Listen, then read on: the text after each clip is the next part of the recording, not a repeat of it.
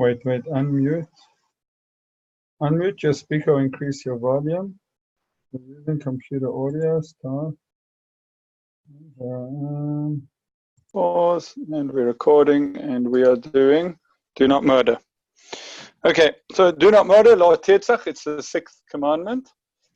And the core value that we hope to come out with is to nurture life. Let's see what that really means. Okay, so we'll start over here. Rabbi Jonathan Sachs, God in Auschwitz.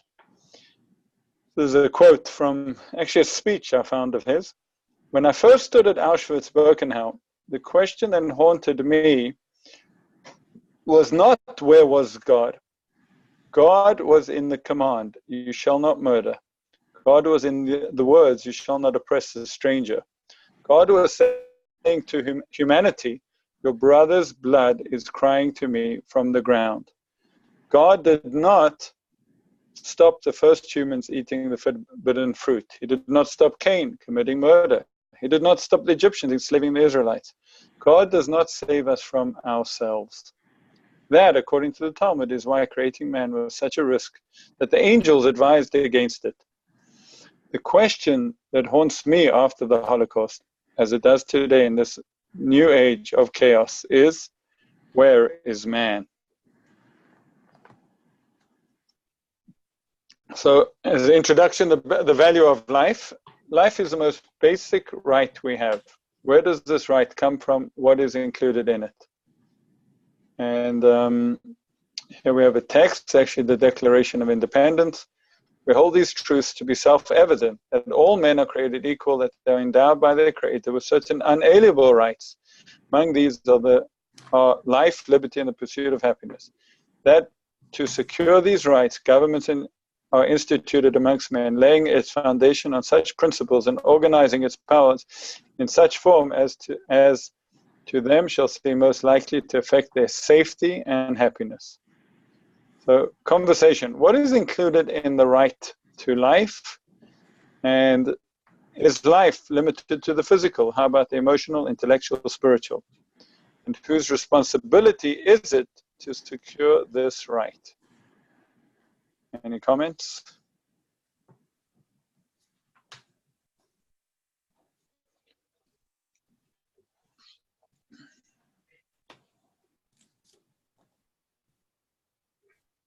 I don't know about responsibility, but throughout the Torah, particularly when there's a threat, we hear choose life.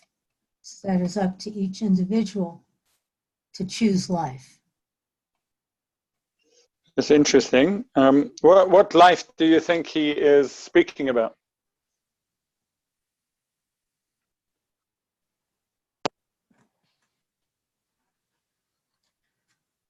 The life of the individual.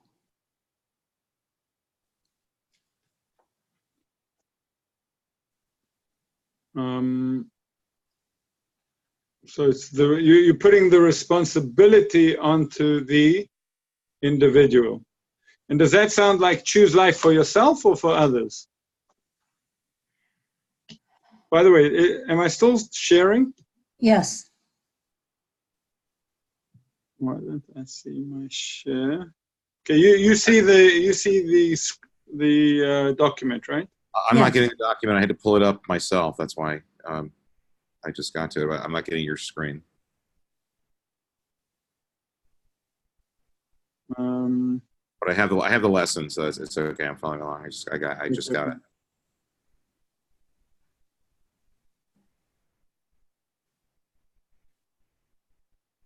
Good. Can you have any comments about that? So life, yeah. On the one hand, yes, the aspect of the individual's responsibility in that, but also it talks about the government too, the government authorities also ensuring that right for everybody. They have that ability to choose. Mm-hmm. So sort of the individual and the collective. Both. All right. We make. Wonder what the relationship is between the two.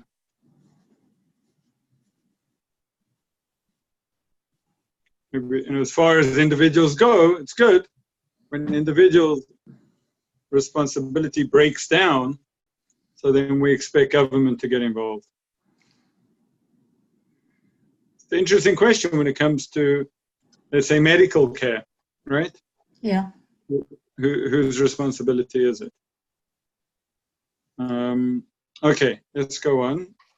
We're going to page 3. Introduction. Peshat, the literal understanding. Murder is killing another person unjustly.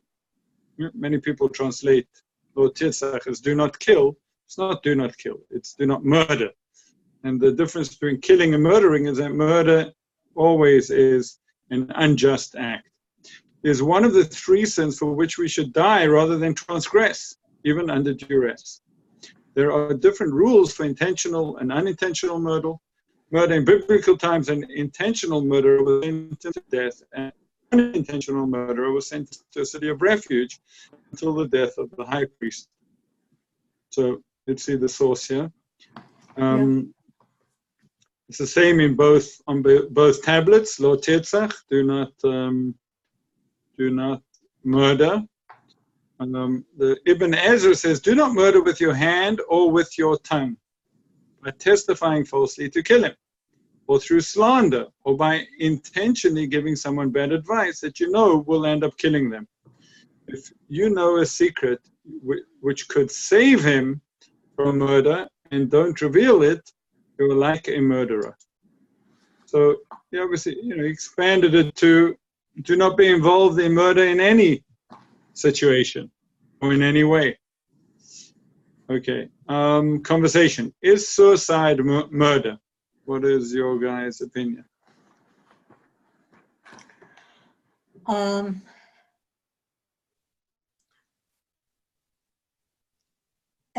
would say it depends. Okay. If it's an individual's choice and sound mind, although some would say to consider suicide is not sound mind. For example, if there's no further hope of medical recovery or improvement, and life is so miserable that you do not want it to continue, I wouldn't say that was murder. It's a sensitive subject, obviously. I mean, on the one hand, taking one's life, face value to me would be, not killing like on the order of like in battle or something. But on the other hand, the person is most likely dealing with some kind of mental health issue or something, or is just in despair and not seeing any other way out. Also, in Hawaii, they recently passed a compassionate dying law, and that's been something I've been wrestling with because I'm a choose life person, but I understand it when you get to a point physically, medically, where the person's just in pain, and there's really nothing that the medical community can really do other than just try to keep the person's pain managed. So it's a as you said before, Harris, it's sort of like depends. Okay, what about euthanasia? Is it any different? I think so, because for me, euthanasia is something that is done by someone to someone, and it's not necessarily the victim's choice. And So you're saying it's more akin to murder. yes, It lends itself more to murder. Interesting. Yeah, I think that's often the. I mean, that's the final solution. Get rid of all undesirables. Yeah, I think what you just said is often the conversation about suicide is that, this is the person inflicting it on themselves.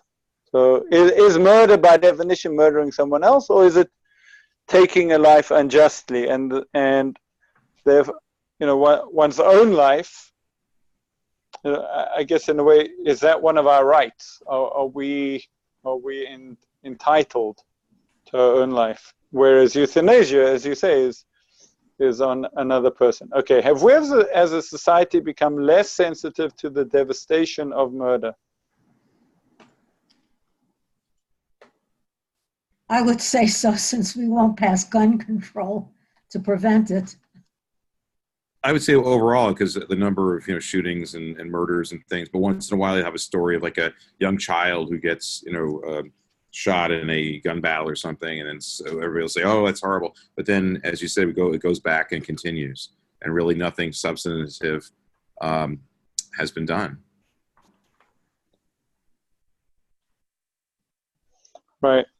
Okay. Oh, hang on. Yeah, Sharon. Hi, how are you? Sorry I'm late. Hi there. Okay, you're coming into the thick of it. We're on page 3 over here. Can you see the document? No, but I can. No. Okay, hang on a sec. I think I can get it back. Let me see. But I have the copy. I'll just pull it out. Let me just. Yeah, that's what I did. So. Okay, how about now? We got it. Okay. We're on the third question. We're talking about murder in its literal sense. So, what could be done to lessen the high murder rate in the US? Any suggestions?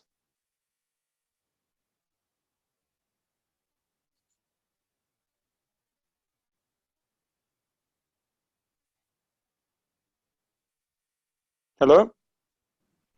Can you hear me? I think Yeah. we need to get involved, prior to the, use, of a weapon or whatnot.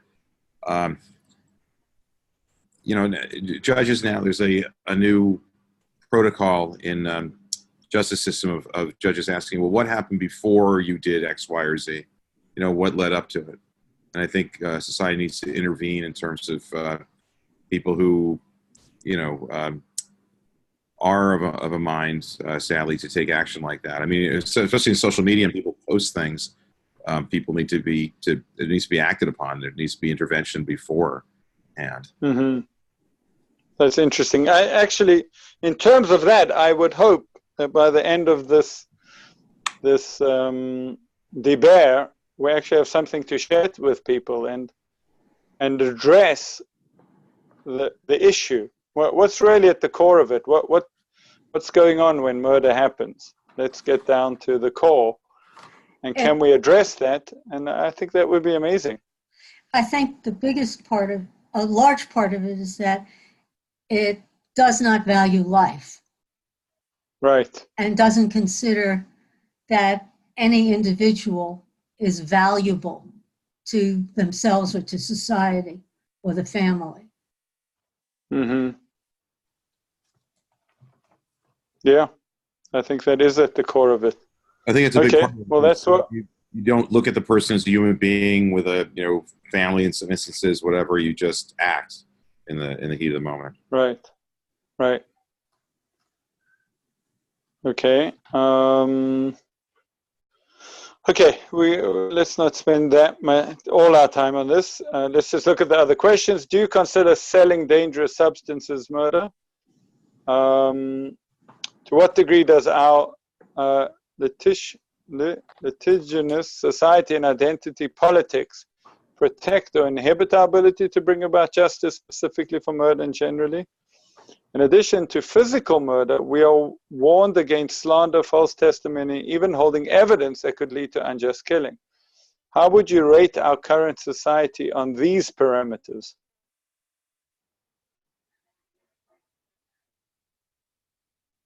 I think that we are very lacking in compassion for the value of life. Well, I think, the question, I think, is a question about the efficacy of our justice system. You know, getting someone murdered because through slander, false testimony, and withholding evidence means that our, you know, in those states where there's a death sentence, people are getting killed unjustly. You know, does that happen often?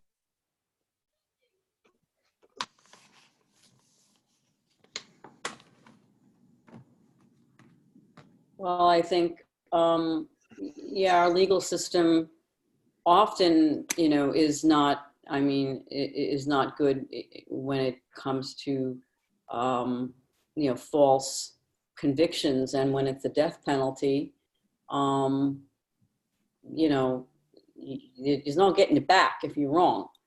And so, yeah, people lie on the stand or, you know, bring in, you know, corrupt evidence or what have you, and then you put the guy to death, then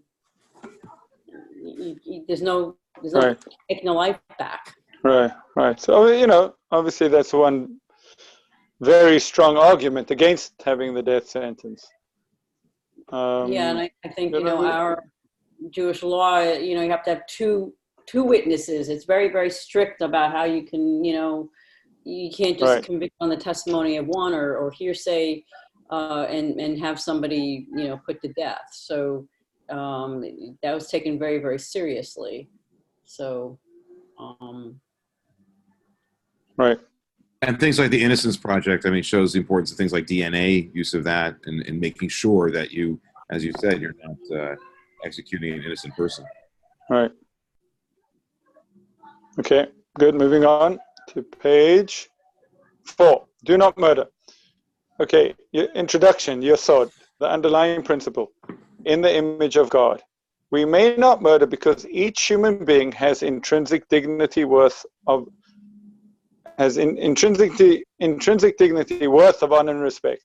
This dignity comes from humanity being made in God's image, capable of acting in godly ways, gives us the ability to make conscious, free will decisions, to be just, truthful and peaceful, to show love, compassion, and mercy, to make the world a better place.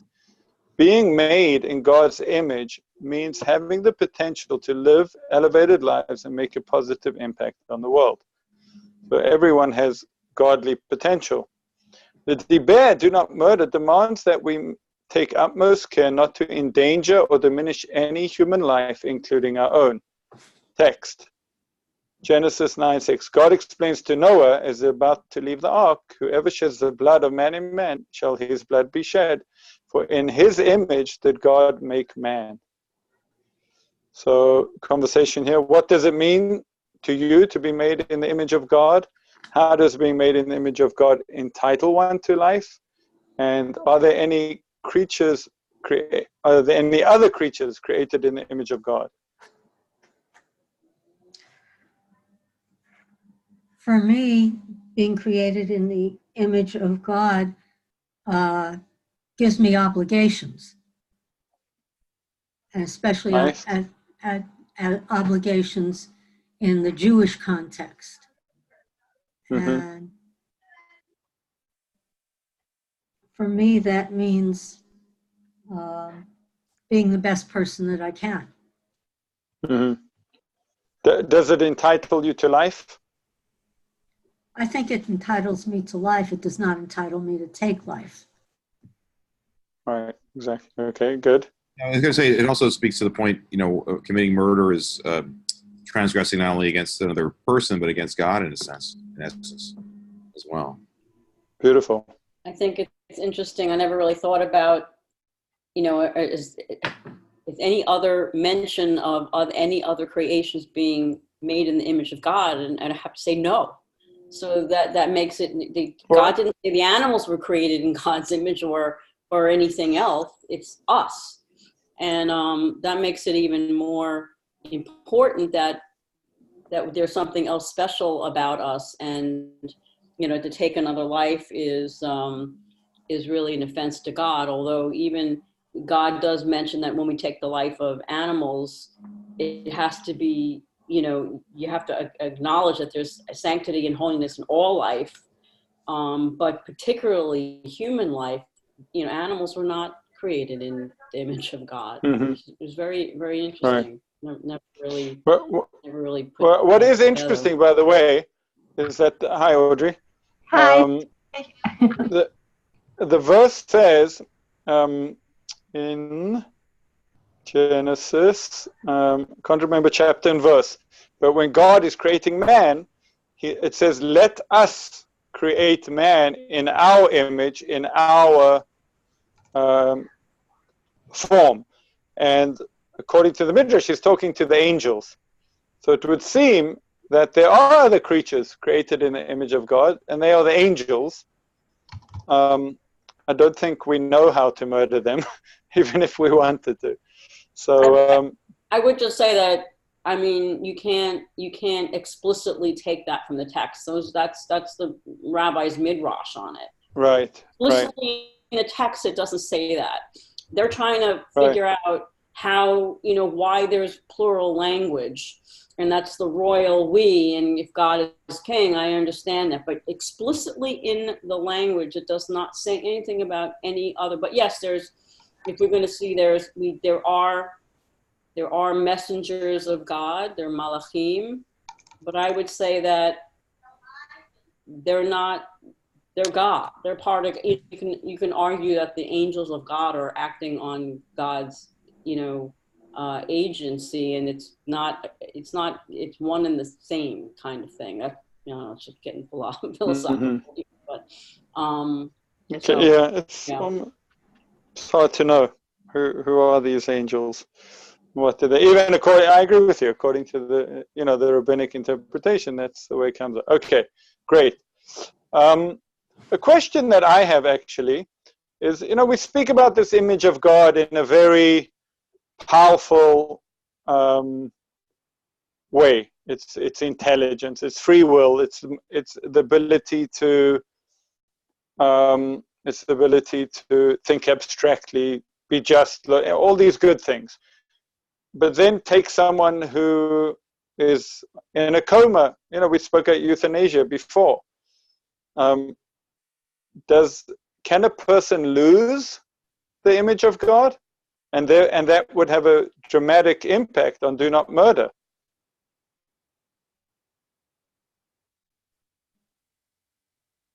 I don't think so. I understand the quality of life and not getting in the way of not prolonging life to somebody who naturally would go without our extraordinary means. But I think that even in death, after the body is already, there's no soul left in it and there's death, we still have to respect that was once a life, and we treat that body with respect in the way our burial traditions.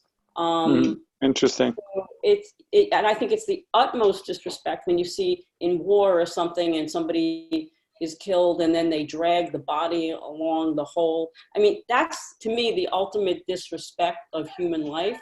And even when you commit a capital crime, the body is still treated with respect, because technically if you commit a capital crime, you've just paid for whatever sin you did, and now you're back to normal. The body and the human life that was once in it needs to be respected and treated, and that's, so interesting. Good. I think that, I don't think it's diminished. I think it, the quality of life is diminished, but it doesn't diminish right, essential living there, and I think that's why you have to respect the life to the end and understand that somebody might be in pain. We need to mediate that pain, but I still don't think we should be the ones to shorten the life. It's just, right. It would seem intuitive to all of us that's, although maybe the people who are pro euthanasia and might argue that that's not a human anymore. I think the pro euthanasia maybe I'm wrong. I could be. I think it's just. I think if individually the person wants, themselves. I know Judaism doesn't stand, for this. Right. We're not pro euthanasia. I don't believe, but I believe that the people who really want to be able to control their own lives and their own deaths, they themselves, want to have that power. Because then you get to that slippery slope where someone else can say, "Oh, I don't think that you're worthy of living, and I'm gonna end your life for you." That's a very slippery.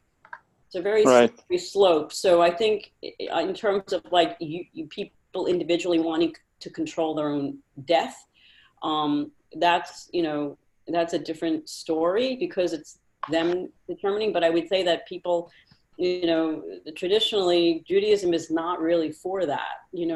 Life is holy all the way, sanctity all the way to the very end. And there are people that believe that even if it's painful, you don't shorten the life. Well, that's what I was saying, Sharon. In Hawaii, they just recently enacted a death with dignity law. Mm-hmm.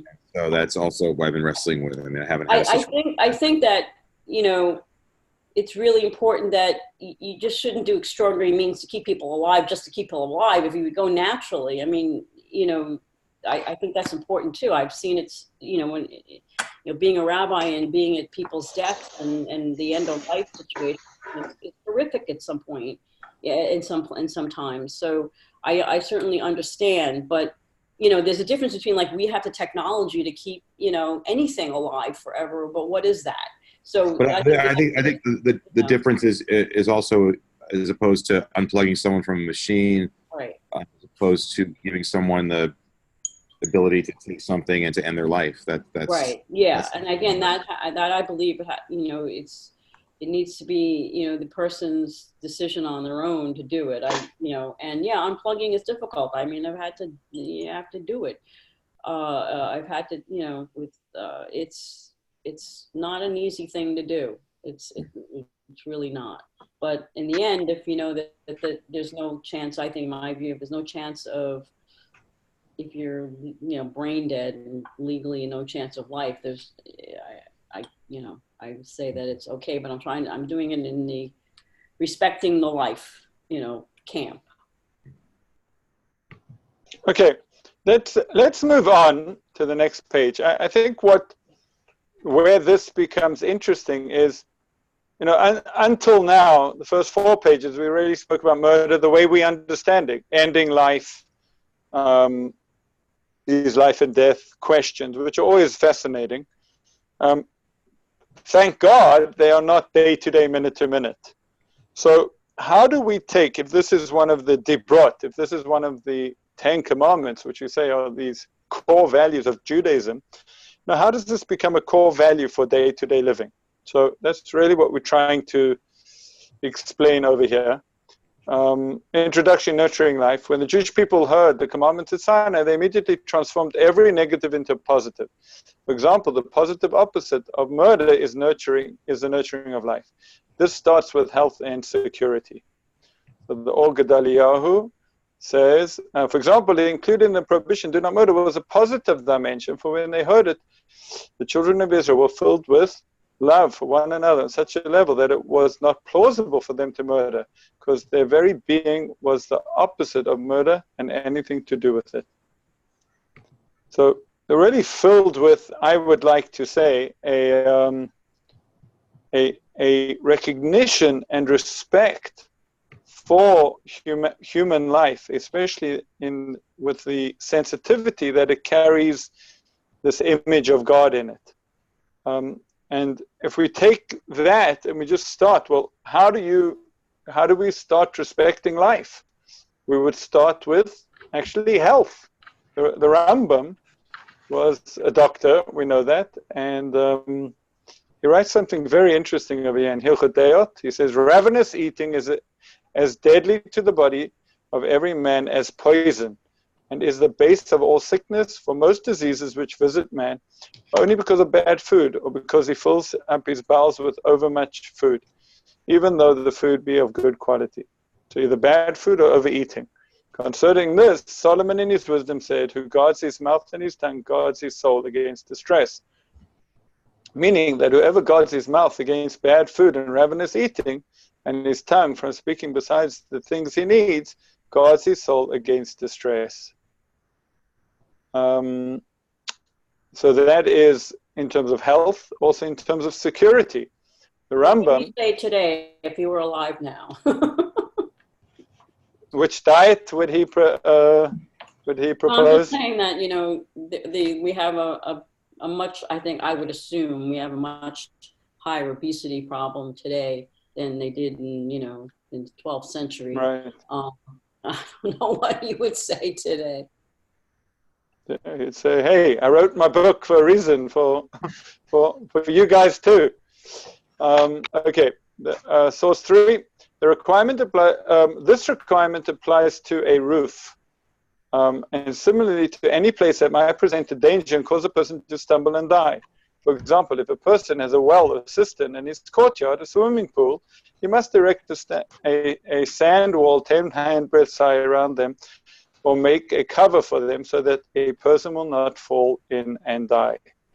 Similarly, it is a positive mitzvah to remove any obstacle that could pose a danger to life, and to be very careful regarding these matters. As Deuteronomy states, beware of yourself and guard your soul.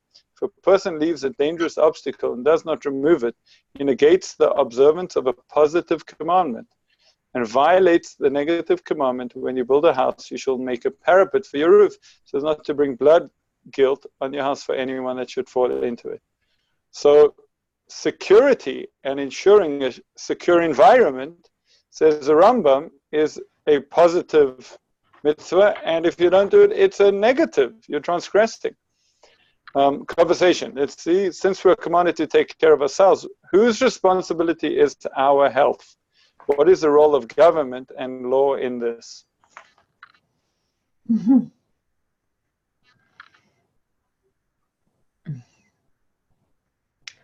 It's a big one today with a debate over national health plans. I mean, some would say, you know, people who are against it, I guess, say, well, shouldn't it, what does the government have to do with it? The Bible or the Torah says it, so, you know, you should, you know, but nowadays, you know, in my opinion, it's very expensive to be able to do that, and the government should aid. The government aids in, you know, in a lot of different things. Health and life of people should be the most important. But that's just me, you know. Right. So definitely in terms, you know, I think it's working in partnership. I mean, if the individual doesn't have the motivation to do what's needed to take care of his or her health, I mean, but also at the same time, you know, healthcare resources need to be there for that person, you know, who is motivated to do something, or to at least educate people. Interesting way of dynamic to look at it, way of looking at it. Okay. And I don't know if we're willing as a nation to live with the ramifications of a healthcare plan that if you wanted to get your knee done, you may have to wait 2 years because that's the backlog, or the government might say, no, we're not going to pay for this. We're used to a certain concierge of medical care, you know, for people who can afford medical care. We're used to a certain level of a level of choice that you might not get when you have a government-sponsored program.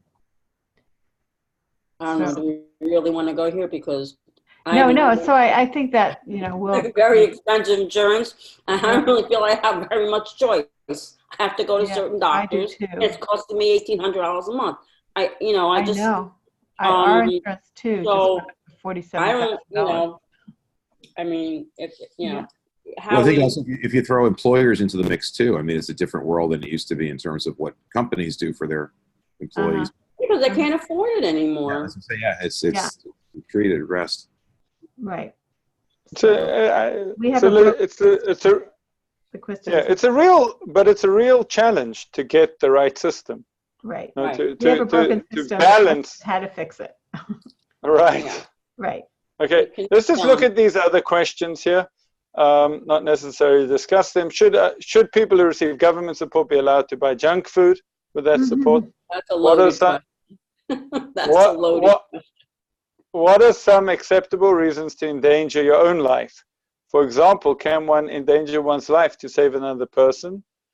What is the responsibility of a parent in regards to protecting their children's lives? How has this changed over the years?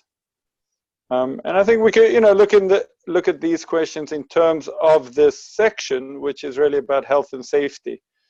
The full verse quoted by the Rambam above is, beware of yourself and guard your soul, so that you not forget the things you saw with your own eyes, and so that they should not fade from your mind as long as you live. The Sinai experience, and make them known to your children and your children's children. What is the connection between the obvious intent of the verse, to remember the experience of Sinai, and the imperative to be physically safe and healthy?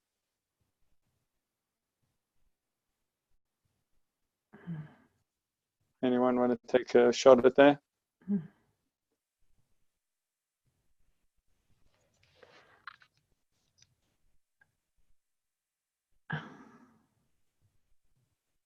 Perhaps it means that we were saved, and because we were saved and God took care of us, we can't take for granted our own health and safety, and that we should carry that down. We experience redemption and salvation, and we need to be able to even more value life. Regarding the other things, there's other, can you put yourself in danger to save another person? Yeah, you can, but I don't think it can be commanded of you to do that. People do organ donation and things like that, live organ donation, and that's a very noble thing to do, but there's a risk involved. You could die, so you can't legislate that. But and what about, would you think it's wrong of someone to actually choose to die? Let's say, someone needed a heart transplant, and another person said, well, I don't mind dying for you. Would that be? That's an ethical question. Would that be allowed? I don't think so. There's that famous story of, if there's two people in the desert and there's only glass of water, do you give it to the, and I think that the bottom line is like, no, you gotta, Right. Rabbi Akiva, he said, love your neighbor like yourself. Yet, he says, your life comes first. Right. You can't, when it comes down to life and death. I mean, you can do it if there's a risk. Risk doesn't mean that you're going to die, but there is a risk. So you can't legislate. You can't say. But you're not obligated to do it. Women really aren't obligated to have children, because just having a child is putting your life at risk. So you can't make somebody. You can't obligate somebody. You can voluntarily take the risk, but you can't make somebody do it. Okay. Let's go on. One thing it does is very much concretizes what it means to say Na'aseh v'nishma, at Sinai. Like, what is it that we heard? And I think this makes it very concrete. Not sure what you mean, Audrey? Well, it says, you ask the question. Right. You saw with your own eyes, that guide yourself so that you don't forget the things that you saw with your own eyes, and so that you don't faith your mind. You saw at Sinai, the Sinai experience. But what does it mean that we saw? What did we see? What is it that we saw? And so when you say Na'aseh v'nishma, we will, that's what people said, right?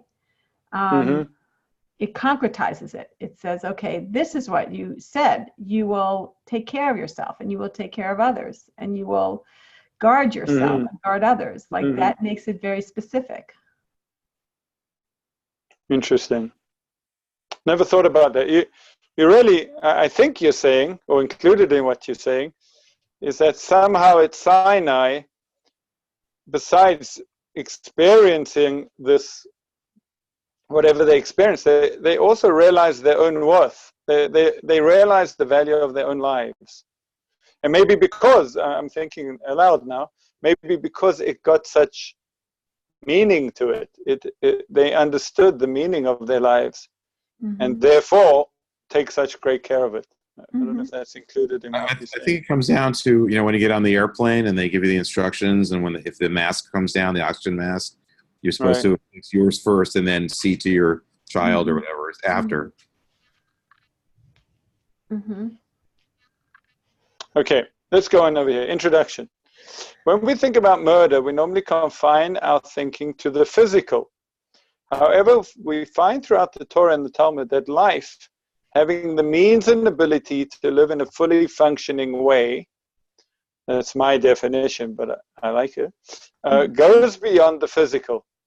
To be alive also means having the means and ability to live in a fully functioning social environment, or to be socially fully functioning.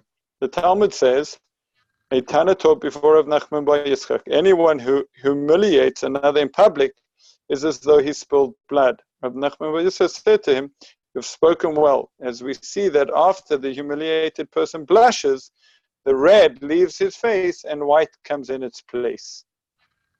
There's almost a minor, a micro death going on in the face. Okay, conversation. What impact does embarrassment cause to one's social and emotional health? How does our emotional well-being affect our physical well-being?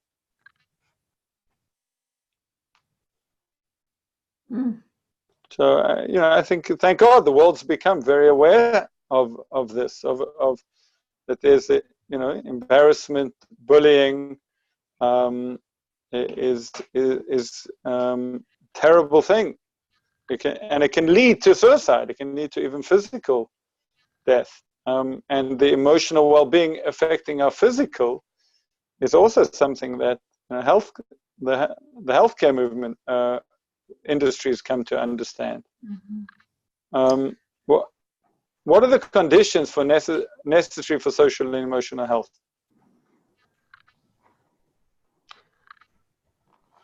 Yeah. Well, we see a lot of discussion now about, the breakdown of community, the breakdown of religious affiliation, the kinds of different communities that are forming, which is really interesting, the micro communities and other kinds of communities. So I think that we know that from all those studies and the Harvard studies that people who are socially connected are healthier and people who are socially isolated are not healthy. And so I think in our line of work, that's what we do. We create community, we nurture community, we nurture people. But at the same time, we permit people who don't do that an open forum in social media. Say that again. I said, we espouse that, but we allow social media to be damaging. I think And we partially. talk about the First Amendment rights and free speech, even if that's damaging to others. Right. Where do you draw the line?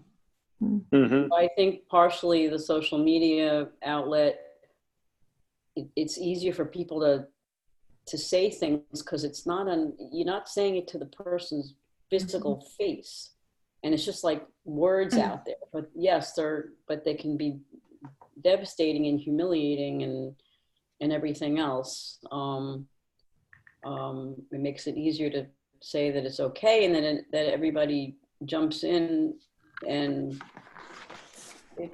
that whole thing is very difficult because then you get people posting things and everyone thinks everyone else is doing better, and then emotional status of somebody, and it just spreads so much faster. It's just easier for more people to see it, and it's to be everyone else says who hasn't who hasn't grown up with it says, well, why didn't you just which you can just if you turn it off and don't look at it, then whatever. But yeah, it's it's like Yenda Pesha's feathers. Once it's out there, and you that's gather them back. I know you definitely can. Anything that's on the internet, that's in spades. I mean, you cannot erase things from the internet. And once it's out there, it is out there. Right.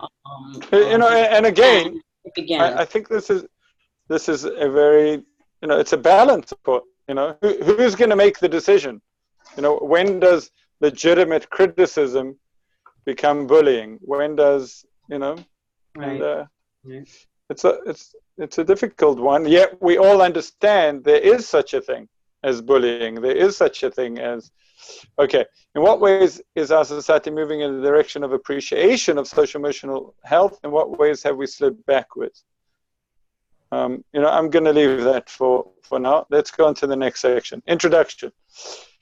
Besides being physical and emotional, we are also intellectual beings that need intellectual nurturing, making sure we have the means and ability to live a fully functioning intellectual life.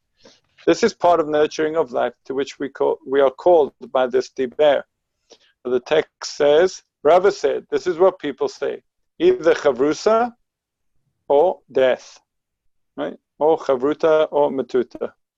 The Talmud tells a story that truly that man is remembered for good, and the name is Yeshua ben Gamla. For not him, the Torah would have been forgotten from the Jewish people. Initially, whoever had a father, his father would teach him Torah.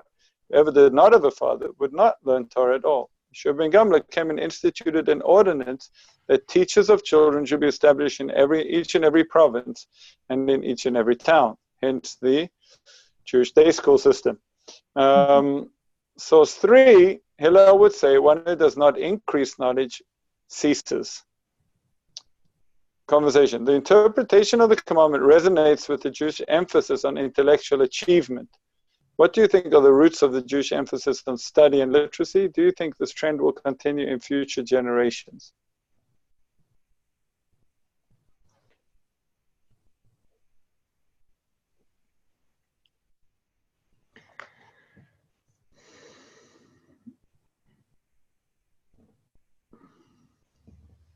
Yeah, I think I'm in Israel. I had some very interesting meetings over here, and it amazes me, the irrelevant of observance level.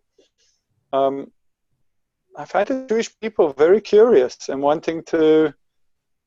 Jewish people are curious. They want to learn. There's something in our DNA which recognizes, intellectualism. Becoming learn and knowing as a value. I was explaining to my Christian friends the concept of Torah Lishma, and they said, I don't understand that. What is that? What are you studying for? I said, no, it's just Torah Lishma. It's just learning for the sake of learning. And there wasn't really a concept. They wanted to know, why am I not pursuing a degree in this course? Like, why am I auditing this? For what reason?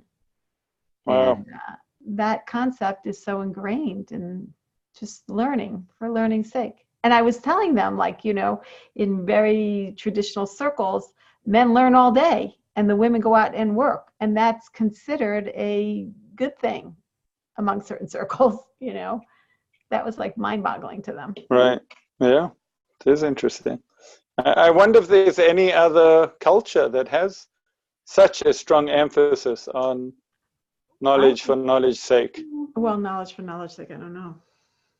Yeah, I don't know if you can go by what other cultures are, but I think, it's important to grow and to learn and to become better people, and maybe, teaching and learning is very important. I'm on Hillel's side with, if once you stop learning and wanting to learn and grow, then that's when death starts. You always have a capacity to do that, and even have teach your children how to swim, because you teach them it can only increase, knowing more will, I think, help you in the long run to live a more sure. I have a friend who says, Knowledge is power. Mhm. Knowledge is power. Okay. These sources speak of the importance of Jewish literacy. Whose responsibility is it? What is the importance of secular studies? How should the two be balanced? We'll just skip that. We'll go on. Classically, Torah has been studied with a chavruta, study partner. What are the pros and cons of such a system? I think it's really nice to be able to have somebody to on a one-on-one to bounce things off when you're learning. You know, it's one of the more valuable things that I experienced when I was in rabbinical school, having a chavruta. And, you know, I'm still very close with my chavruta, and we were able to, you know, really learn from each other. But a chavruta doesn't have to be equals. It could be any mentor-student relationship.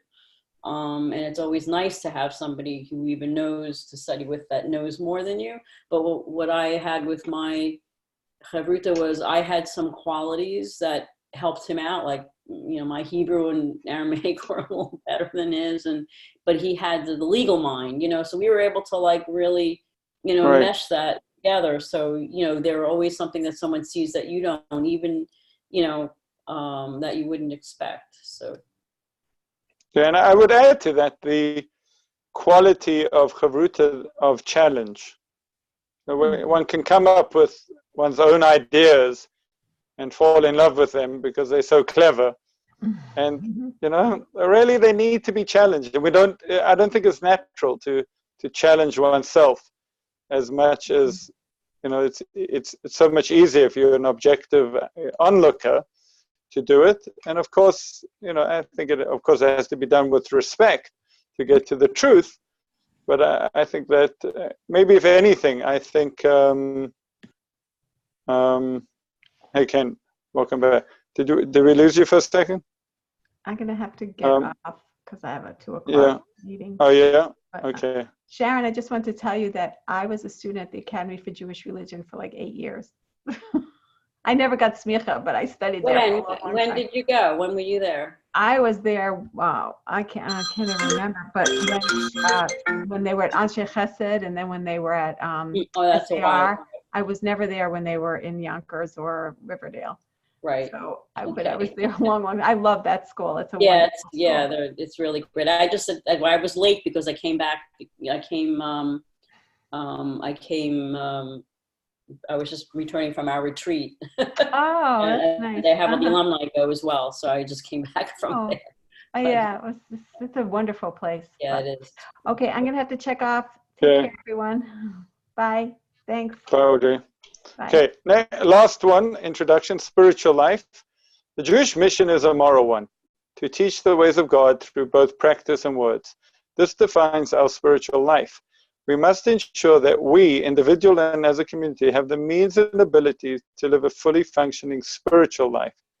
It says in Proverbs, it, referring to the Torah, is a tree of life who grasp it, and whoever holds on to it is praiseworthy. So we're Eitz Chaim, it's a tree of life. Deuteronomy, Moses says to the people, surely this mitzvah commandment which I enjoin upon you today is not too baffling for you, nor is it beyond reach. I call heaven and earth as witness this day. I have put before you life and death, blessing and curse. Choose life so that you and your offspring will live. That's what you mentioned before, Carol. Source 3, Pekavot, one who has acquired words of Torah has acquired for himself the life of the world to come. Okay. Source 4, this is during the Bar Kokhba rebellion and the story of Rabbi Akiva. And basically, his friend said to him, what are you doing, Rabbi Akiva? You're gonna die if you get caught teaching Torah in public. And he gives a parable that, you know, the fox says to the fish, it's dangerous in there. Look at the nets. Look at the hooks. And the fish says, you fool, right? If we are afraid in the water, our natural habitat, which gives us life, then in a habitat that causes our death, all the more so. So,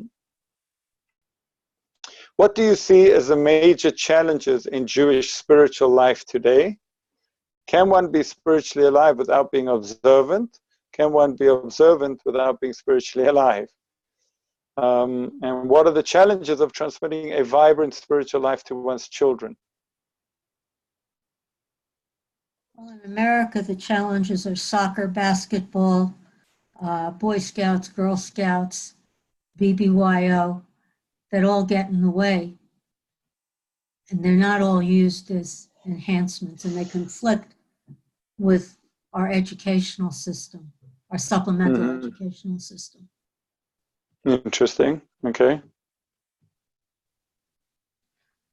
But also, the parents who talk about it but don't model it are very poor teachers for their children. Right.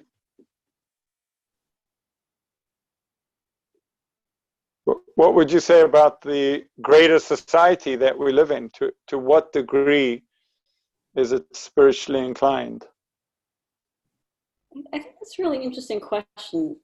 Do we transmit spirituality or to our children? And I would say that, like, no. I mean, like, not in today's society. And it's like, we don't, it's like materialistic stuff that we're, you know. I like to think that, you know, the synagogue and the services and the education is spiritual, and I try to do that with my children growing up.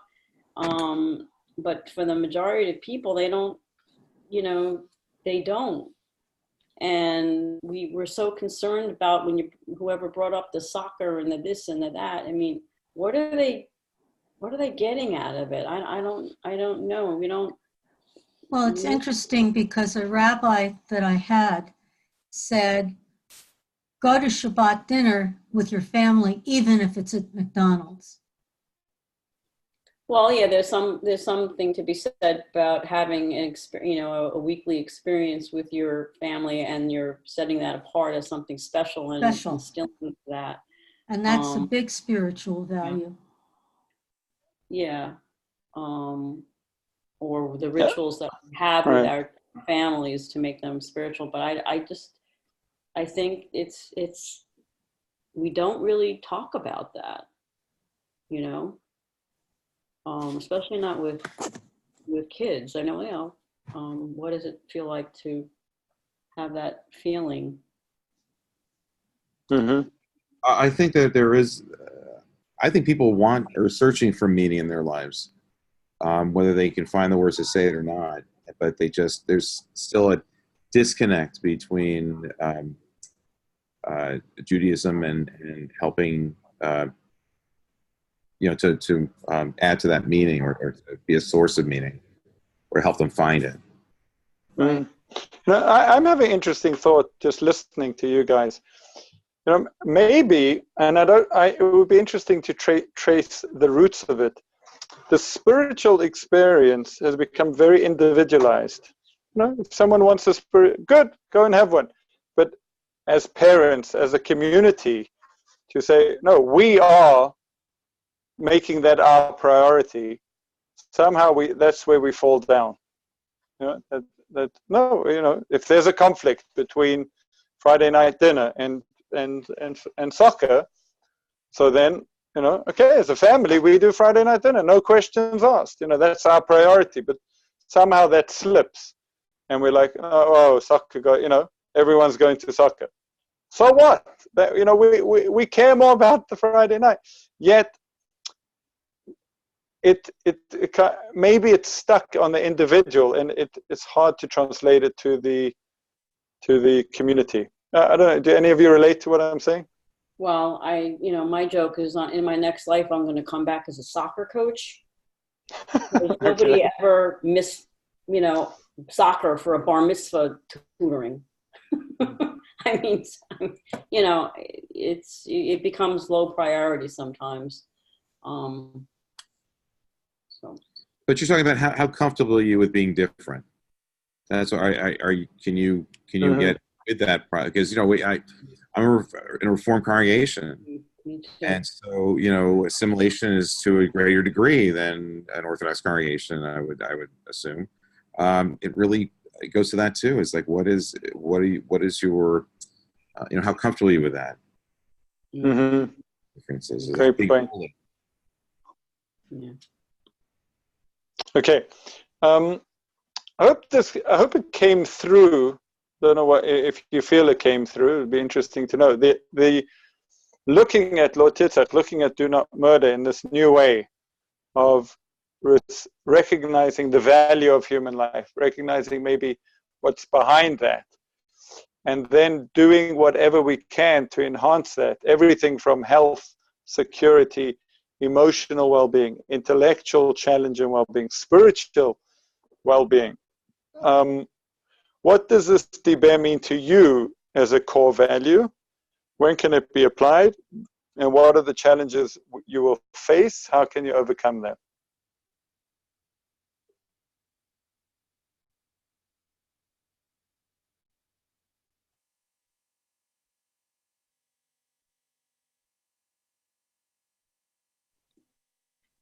Well, in reflection, I don't think, despite my threats sometimes, that I would ever commit murder.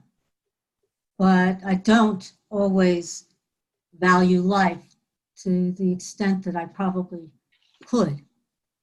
Mm-hmm. And I think that puts it, work where it can be useful and positive. Mm-hmm. And I think that's where value life comes in. Right. Yeah, I think respect for human life, whatever you can do to promote life and making others' lives easier and better is the flip side to this diber. Yeah, I don't, heaven forbid we shouldn't have to be in a situation where we ever kill anybody. Well, that's the thing. Oh, sorry. Good. Sorry. Yeah. So, but the flip side is respect for life, and I would tie it to a lot of the commandments seem to, have that underlying, respect for other people, their things, because it's the ultimate respect for human life. And then, to take someone's life is the ultimate stealing, Mm-hmm. We're working backwards, but if you look now that we're at 6, so we've done what's called the second tablet. So if you look at it in terms of, well, do not murder is to recognize the right to life and the physical life. Do not commit adultery is relationship. Do not steal is possession. Do not bear false testimony is maybe reputation, standing in community, and do not covet could be individuality. It's a beautiful, almost concentric circles about respect and love for others. Yeah. Sorry, Ken, you were going to say something? Yeah, I was going to say, on the face value, Lo Titzach, I think of, murder and issues brought up, like gun control, conditions that lead to violent acts. But, I didn't really take into account, as the lesson did, in terms of health-related issues, safety, emotional well-being, as you said, and all the challenges that we, today have individually and communally and societally. But I think it's really well worth reflecting each of us so that we can sort of get our house in order and be an example to other people of living this diber. Beautiful. Okay, well, thank you. There's everyday stuff over here. Do a bit of exercise, think about what's healthy, some supplemental material, dish information, who's who, and then some reflection. So thank you. And, thank you. I was going to go to Popeye's chicken sandwich now to try, but now I'm not going to do it. So good for you, Ken. It's a life good today. For you. Thank you. All right. Okay, guys, have a great week. Thank you. You too. Bye.